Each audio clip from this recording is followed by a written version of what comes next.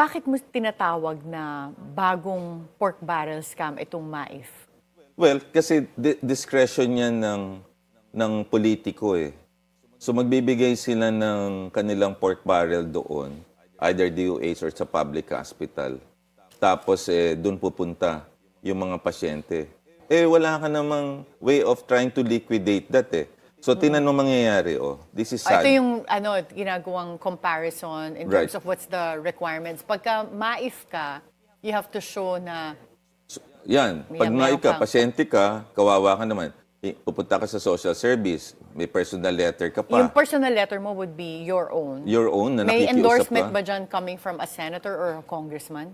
Una muna, ganyan na mangyari. Personal mo na yan, tapos hingi ka ng abstract sa hospital, tapos yung statement of account na makukuha mo sa hospital, at saka yung ID mo as a Filipino citizen. And then pupunta ka sa politiko. Yung politiko na yan, meron siyang budget para dyan. Tapos, hingi ka ng guarantee letter, punta ka ng DSWD, saka sa hospital. So, dapat, ang universal healthcare, dapat pupunta ka talaga sa hospital. Dala mo lang yung PhilHealth ID mo, tapos diretso ka na sa hospital. Wala kang pinapakiusapang sa statement of account, politiko. ganyan.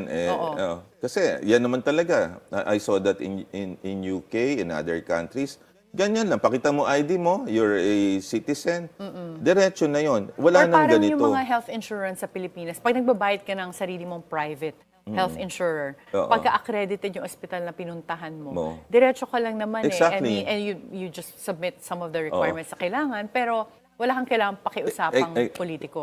Ngayon, ang statement of account mo kasi, ganito yan eh. Pag, kunyari, bill may 100,000.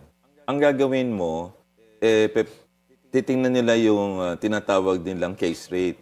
Mabababa ang case rate eh. And then, senior citizen. Tapos, papakita mo kung may HMO ka pa. Matira doon, we call it out-of-pocket expenses. Tayo, isa sa pinakamataas. Na kailangang bayaran. Na bayaran, out-of-pocket. Kaya, karamihan, nangungutang, namamalimos, nagmamakaawa ka. So, nangyayari, pinopromote natin yung mendicant mentality. Hindi naman dapat ganyan. Bigyan natin ng dignidad yung pasyente. So, yun yung nangyayari ngayon. So, the new face of the pork barrel is actually the MAIP. Na dapat i-correct yan dito sa budget na to. May pagkakataon pa kasi... Saan nilalagay ngayon ang MAIP? Saan siya department nilalagay? Nilalagay siya sa DOH. DOH, okay. So your suggestion is dapat tanggalin na lang completely itong MAIP? Tanggalin completely, ilipat sa PhilHealth.